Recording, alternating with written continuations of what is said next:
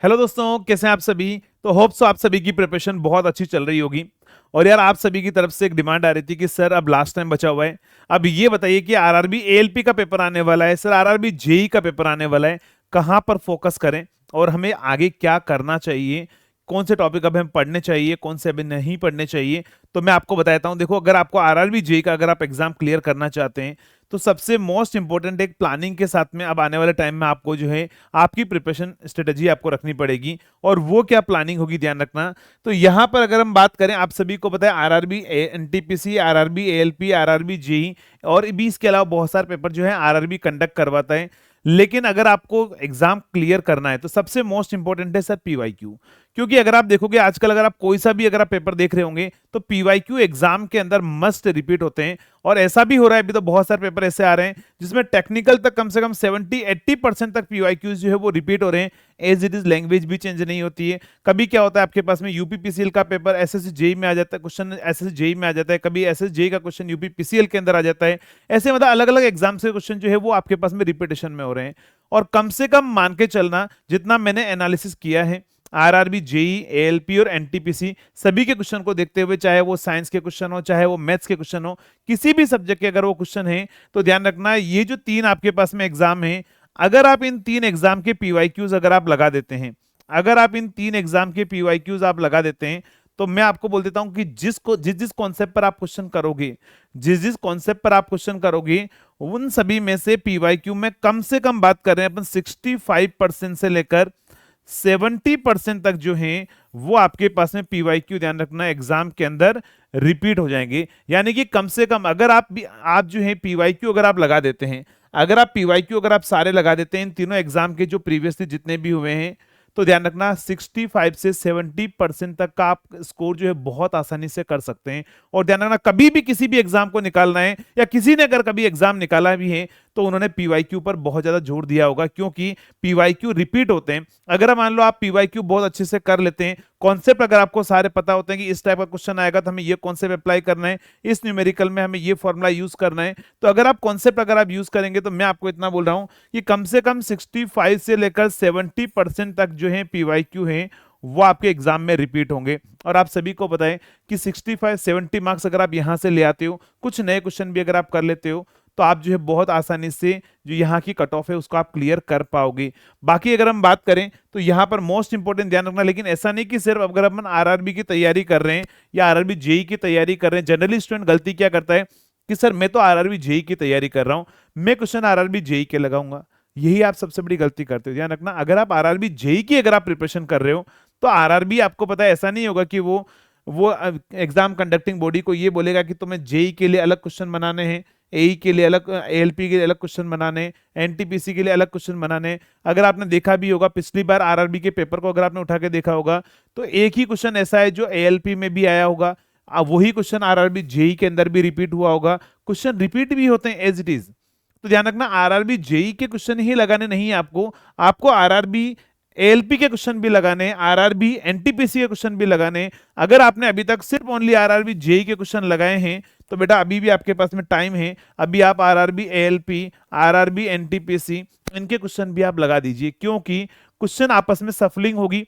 सफलिंग होगी, जो last time कहीं एएलपी में आया होगा वो इस बार जेई में दे दिया जाएगा, जो जेई में आया होगा उसको एएलपी में उठाकर डाल देंगे, क्योंकि मैथ्स ही है। देखो मैथ्स सभी में कॉमन है, कॉमन है इसका मतलब क्या होगा, ऐसा नहीं होगा कि आपके लिए कोई नई मैथ्स का फॉर्मूला होगा। हाँ, दो चार क्वेश्चन लेवल के दे देगा आपको जेई के अंदर, बाकी लेकिन अगर मान के चले 80% जो है लेवल लगभग सेम रहता है। मैंने जितने भी पीवाईक्यू देखे हैं, चाहे वो साइंस के हो, चाहे आपके फिजिक्स के हो, बायोलॉजी के हो, चाहे मैथ्स के हो, चाहे आपके पास में जो है जीके के हो, लगभग आपका रिपीटेशन होता है, ये ध्यान रखना। एक और चीज मैं आपको बताता हूँ, इंपॉर्टेंट ये है, सबसे पहला तो ध्यान रखना, अगर आप अभी भी स्कोर करना चाहते हैं, अच्छा खासा सम्मानजनक स्कोर अगर आप करना चाहते हैं तो अभी भी आप पीवाईक्यू जो है वो लगा सकते हैं, लेकिन कंडीशन ये है क्वेश्चन के आंसर याद नहीं करने, कॉन्सेप्ट सीखना है पीवाईक्यू से कि अगर इस कॉन्सेप्ट पर क्वेश्चन आएगा तो हमें इस तरीके से प्रैक्टिस करनी है।